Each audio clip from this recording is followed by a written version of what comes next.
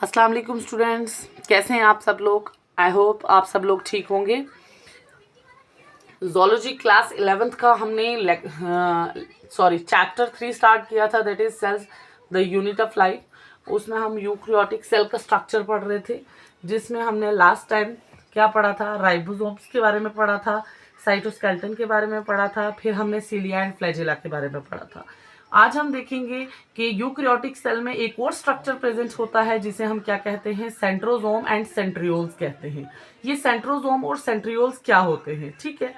Centrosome सबसे पहले मैं थोरेटिकल पोर्शन पढ़ाऊंगी, फिर मैं इसको एक्सप्लेन करूंगी। Centrosome and centrioles are non membrane structure found in eukaryotic cell. ये एक नॉन मेम्ब्रेन स्ट्रक्चर है। जैसे एंडोप्लाज्मिक रेटिक्यूलम देखा, वो मेम्ब्रेनियस स्ट्रक्चर है, मेम्ब्रेन प्रेजेंट होती है, इनके ऊपर मेम्ब्रेन प्रेजेंट नहीं होती है। इससे पहले सीलिया पढ़ा, उसके ऊपर भी सेल मेम्ब्रेन प्रेजेंट होती है। ये नॉन मेम्ब्रेनियस है, इसके ऊपर कोई भी मेम्ब्रेन प्रेजेंट नहीं होती है। किन सेल में प्रेजेंट होते हैं, ये यूकैरियोटिक सेल्स में प्रेजेंट होते हैं। यूकैरियोटिक सेल में भी कौन कौन से सेल्स आ जाते हैं, एनिमल सेल्स में प्रेजेंट होते हैं, फंजाई में प्रेजेंट होते हैं, एल्गी में प्रेजेंट होते हैं, ठीक है। यूकैरियोटिक सेल में भी किस किस में, एनिमल में, फंजाई में और एल्गी में प्रेजेंट होते हैं। हायर प्लांट्स में ये एब्सेंट होते हैं। Centrosome and centrioles are absent in higher plants, ठीक है। ये इनकी थी अकरेंस कि ये कहाँ कहाँ पाए जाते हैं, ठीक है। नेक्स्ट देखें, centrosome contain two cylindrical structure called centrioles. अब सेंट्रोसोम क्या है, सेंट्रोसोम एक ऐसा स्ट्रक्चर है जिसमें क्या प्रेजेंट होते हैं, दो सेंट्रियोल ऐसे प्रेजेंट होते हैं। देखें,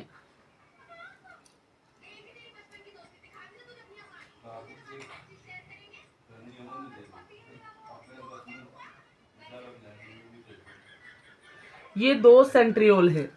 centrosome contain two cylindrical, cylinder की तरह शेप है ना इनकी, सिलेंड्रिकल स्ट्रक्चर्स जिन्हें हम क्या कहते हैं, सेंट्रियोल्स।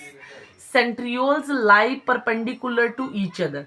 सेंट्रियोल कैसे लाई कर रहे हैं, परपेंडिकुलर। ये देखें, इसके परपेंडिकुलर ये है ना, ये एक दूसरे के परपेंडिकुलर लाई कर रहे हैं।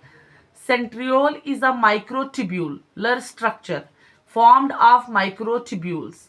अब सेंट्रियोल क्या है, सेंट्रोसोम तो पता चल गया। सेंट्रोसोम एक ऐसा स्ट्रक्चर है जिसमें दो दो सिलेंड्रिकल स्ट्रक्चर पाए जाते हैं, जिनको हम क्या कहते हैं, सेंट्रियोल कहते हैं, ठीक है। अब सेंट्रियोल और वो दोनों सेंट्रियोल एक दूसरे के परपेंडिकुलर लाई करते हैं।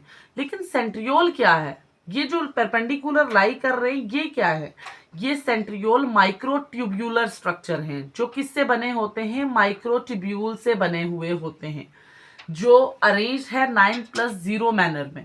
अभी हमने सीलिया और फ्लैजेला में देखा था, माइक्रोट्यूब्यूल की कौन सी अरेंजमेंट थी, 9+2 की अरेंजमेंट थी।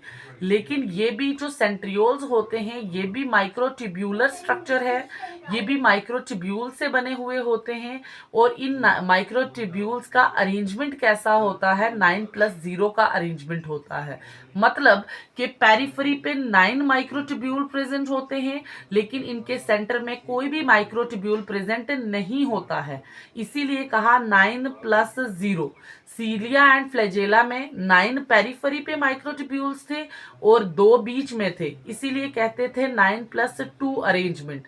यहाँ पे 9 पेरिफेरी पे प्रेजेंट हैं माइक्रोट्यूब्यूल्स, बट सेंटर में कोई भी माइक्रोट्यूब्यूल प्रेजेंट नहीं है, इसीलिए कहते हैं 9+0 अरेंजमेंट, ठीक है। ये देखें, अब ये जो 9 साइड में भी माइक्रोट्यूब्यूल प्रेजेंट हैं, सीलिया एंड फ्लैजेला में वो डुप्लेट की फॉर्म में प्रेजेंट थे, लेकिन यहाँ पे वो ट्रिपलेट की फॉर्म में प्रेजेंट हैं, 1 2 3। वहां पे ये जो माइक्रोट्यूब्यूल्स थे, ये डुप्लेट की फॉर्म में थे, 2 2 का जोड़ा था। यहाँ पे ये 3 3 की फॉर्म में प्रेजेंट है, ट्रिपलेट की फॉर्म में प्रेजेंट है। 9 3 27, दैट मीन्स कि कितने माइक्रोट्यूब्यूल प्रेजेंट हैं, 27। काउंट करना शुरू करें, 1 2 3 4 5 6 7 8 9 10 11 12 13 14 15 16 17 18 19 20 21 22 23 24 25 26 27। 9 है, 1 2 3 4 5 6 7 8 9 9 इंटू 3, 9 कितनी डुप्लेट की फॉर्म में है या ट्रिपलेट की फॉर्म में? 9 ट्रिपलेट की फॉर्म में है। 9 3 27 माइक्रोट्यूब्यूल प्रेजेंट है, ठीक है। और इसके सेंटर में कोई भी माइक्रोट्यूब्यूल प्रेजेंट नहीं होता, इसीलिए कहते हैं 9+0 अरेंजमेंट है इनके माइक्रोट्यूब्यूल्स का, ठीक है। और ये माइक्रोट्यूब्यूल एक दूसरे के साथ कनेक्टेड किसकी मदद से होते हैं? Inter triplet bridge. सीलिया में हमने क्या कहा था? इंटर डुप्लेट ब्रिज, क्योंकि दो का जोड़ा था, दो के बीच का लिंक था, तो हमने कहा था इंटर डुप्लेट ब्रिज। यहाँ पे 3 है जुड़े हुए, 3 के बीच का ब्रिज को क्या कहा? इंटर ट्रिपलेट ब्रिज कहा, ठीक है।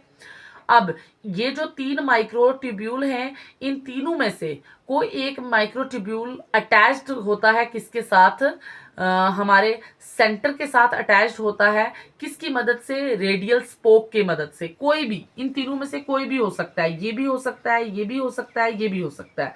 तीनों माइक्रोट्यूब्यूल में से कोई भी एक माइक्रोट्यूब्यूल होगा, वो अटैच होगा सेंट्रल शीथ के साथ, किसकी मदद से? रेडियल स्पोक की मदद से, ठीक है, रेडियल स्पोक की मदद से। ये था स्ट्रक्चर सेंट्रियोल और सेंट्रोजोम का। सेंट्रियोल एक ऐसा स्ट्रक्चर है, सेंट्रियोल ऐसे स्ट्रक्चर है जिस सेंट्रोजोम के अंदर ये नॉन मेम्ब्रेनियस है, इसीलिए मैं ऊपर मेम्ब्रेन नहीं बना रही हूँ। इसके बीच में क्या प्रेजेंट होते हैं? 2 सेंट्रियोल प्रेजेंट है। ये क्या है? सेंट्रोजोम है। सेंट्रोजोम के बीच में 2 सेंट्रियोल हैं जो परपेंडिकुलर एक दूसरे के लाई करते हैं, ठीक है। अब ये जो सेंट्रियोल है, सेंट्रियोल क्या है? सेंट्रियोल एक माइक्रोट्यूब्यूलर स्ट्रक्चर है जो माइक्रोट्यूब्यूल से बना हुआ होता है, और इनका अरेंजमेंट क्या है? 9+0 का अरेंजमेंट है, ठीक है। ये एक सेंट्रियोल का स्ट्रक्चर मैंने आपको बता के दिखाया, ठीक है। नेक्स्ट देखते हैं हम। अब ये देखें, थोड़ी सी थ्योरी है। Each microtubule is triplet. ये 3 ऐसे माइक्रोट्यूब्यूल प्रेजेंट होते हैं। सेंट्रल पार्ट को हम हब कहते हैं। सीलिया फ्लैजेला में सेंट्रल पार्ट को हमने क्या कहा था? सेंट्रल शीथ कहा था। यहाँ पे सेंट्रल पार्ट को हम क्या कहते हैं? हब कहते हैं। और ये जो हब होता है, ये ट्रिपलेट के साथ कनेक्टेड होता है with the help of radial spoke, ठीक है। One of the microtubule is connected with the central hub with the help of radial spoke, ठीक है। अब the basal body of the cilia and flagella is formed of centriole. मैंने last lecture में जो सीलिया और flagella का बताया था ना आपको स्ट्रक्चर, उसमें मैंने ऊपर सीलिया फ्लैजेला का फिलामेंट बनाया था, आउटग्रोथ को बनाया था। लेकिन सीलिया फ्लैजेला का मैंने एक और स्ट्रक्चर बताया था जिसे क्या कहते हैं हम? बेसल बॉडी कहते हैं। अब ये जो बेसल बॉडी होती है सीलिया और फ्लैजेला की, वो किससे बनी हुई होती है? सेंट्रियोल से बनी हुई होती है, और उसमें 9+0 का अरेंजमेंट होता है, ठीक है। Centriole form spindle fibres in animal cell during cell division. अब ये सेंट्रियोल फॉर्मेशन क्यों होती है? ये सेंट्रियोल क्यों बनते हैं सेल में? यूकैरियोटिक सेल में क्या इनका बनना जरूरी है? अब ये एनिमल सेल में सेंट्रियोल क्या करते हैं? अब एल्गी में और फंजाई में आप बॉटनी वाली मैम से पूछ लेना, मुझे नहीं पता है एग्जैक्ट, लेकिन एनिमल सेल में इन सेंट्रियोल का काम होता है सेल डिवीजन। जब सेल डिवीजन के टाइम जो स्पिंडल आगे नेक्स्ट जो 3rd चैप्टर का 2nd सब यूनिट है that is biomolecules, and 3rd सब यूनिट है दैट इज सेल डिवीजन है। उसमें मैं आपको माइटोसिस मियोसिस पढ़ाऊंगी एनिमल सेल में, और उसमें मैं आपको बताऊंगी स्पिंडल फाइबर्स क्या होते हैं और स्पिंडल फाइबर्स का काम क्या होता है। इतना याद रखना कि ये स्पिंडल फाइबर सेल डिवीजन के दौरान बनते हैं। जब एक सेल, ये कोई सेल है एनिमल, ये डिवाइड करेगा और 2 बनेंगे, 2 सेल बनेंगे। 2 सेल जब बनेंगे, डिवीजन कहते हैं जब एक सेल डिवाइड कर रहा है और 2 सेल बना रहा है। इस टाइम पे इनमें एक स्ट्रक्चर बनता है जिसे हम क्या कहते हैं? स्पिंडल फाइबर कहते हैं। अब ये सेंट्रियोल का काम क्या होता है? सेंट्रियोल स्पिंडल फाइबर की फॉर्मेशन करते हैं। सेंट्रियोल क्या करते हैं? स्पिंडल फाइबर्स को बनाते हैं एनिमल सेल में जब सेल डिवाइड करता है। जब एक सेल डिवाइड होकर 2 सेल में बनेगा, तो यहाँ पे ये सेंट्रियोल क्या करते हैं? ये सेंट्रियोल भी डिवाइड होंगे। ये सेंट्रियोल भी क्या होंगे? एक सेल में चला जाएगा, दूसरा दूसरे सेल में चला जाएगा, और यहाँ पे ये सेंट्रियोल क्या बनाएंगे? स्पिंडल फाइबर की फॉर्मेशन करेंगे, स्पिंडल फाइबर्स को बनाएंगे। ये जब मैं माइटोसिस मियोसिस पढ़ाऊंगी उसको, और उसमें और अच्छे से आपको क्लियर हो जाएगा। इतना याद रखना कि सेंट्रियोल का काम क्या होता है। सेंट्रियोल क्या बनाता है? स्पिंडल फाइबर्स को बनाता है एनिमल सेल में ड्यूरिंग सेल डिवीजन, ठीक है।